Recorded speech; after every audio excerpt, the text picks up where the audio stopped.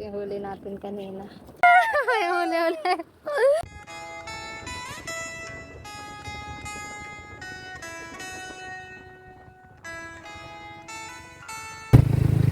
Lakas na. Baler Aurora. Ganda.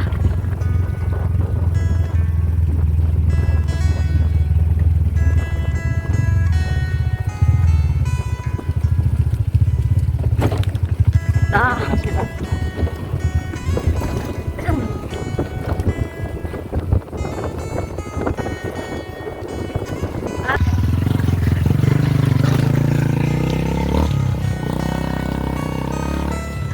Sama tayo kay Kuya Frank, maninisid.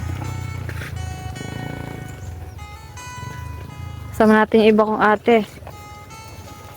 Dito sa Digisit. Baler Aurora. Ito yung daan, medyo madamo.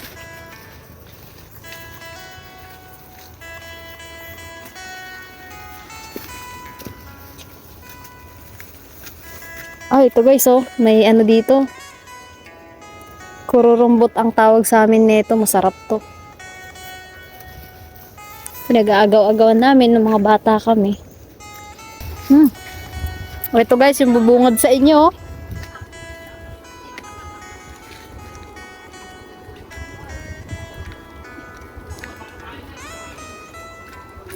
Ganda.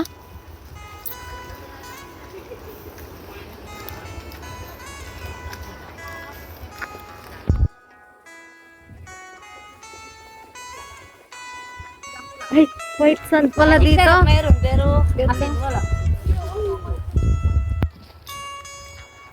Asin lang. Baler tayo pero first time ko makapunta dito. May mga ilan-ilang rock formation dito. Ganda. Ito yung nila, Kuya Frank. Dito sila madalas naninisid. Ayun yung rock formation guys.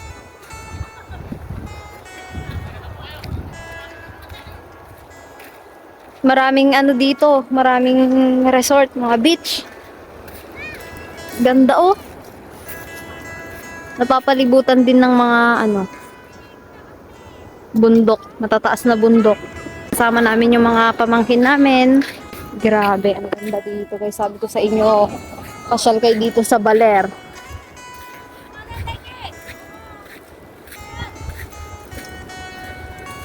Ganda. Hindi so nakikita niyo. Grabe.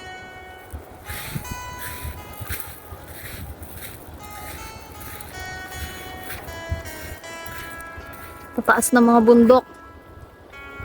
Kasi ako guys, alam nyo, hindi mahilig lumabas-labas, hindi mahilig pumasyal-pasyal. Bibihira lang talaga na makasama ako sa mga ganito. Kasi, alam nyo naman, palagi tayo sa farm, sa bukid.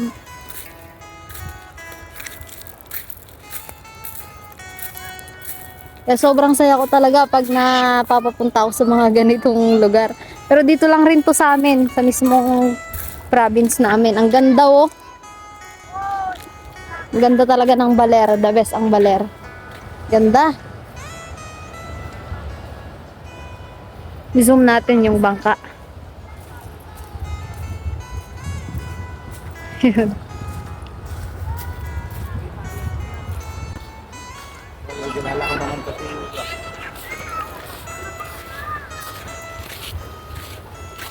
Ganda pala dito, Kuya Frank.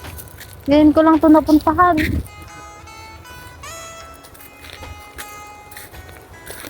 Dito sila naninisid. Ito guys, si Kuya Frank magaling yan manisid dahil laking baler yan. Mga taga Baler magagaling manisid. Dito Ayun Mamaya guys, papakita namin sa inyo yung mahuhuli nila. Grabe, ang ganda dito.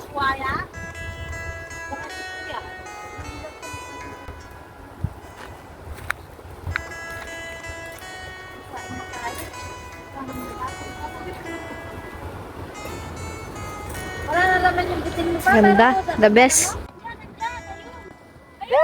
May huli ulit. Yung huli natin kanina. Yung huli natin kanina. Dito kayo naghuhuli dito? Galing ng mga isda. Ang gaganda ng kulay.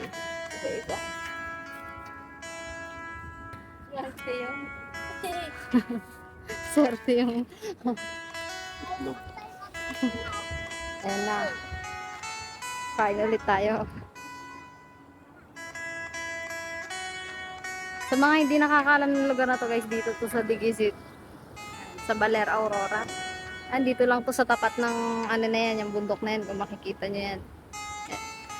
Taas na bundok na yan na merong ano. Walang kung anong tawag dyan.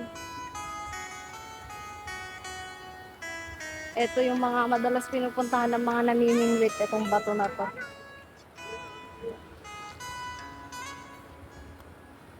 Matatanaw nyo din dito yung mga rock formation sa bandang dulo doon.